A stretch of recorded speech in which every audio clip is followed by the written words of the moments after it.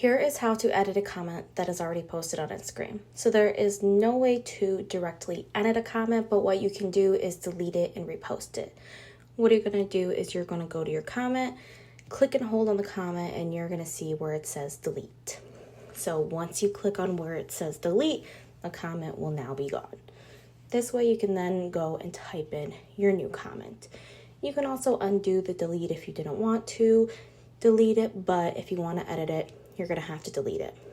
Once you delete it, you can then go and comment whatever you would like. So go ahead and type in your new comment that you wanted to post instead. Click on the blue arrow, and your new comment will now be posted.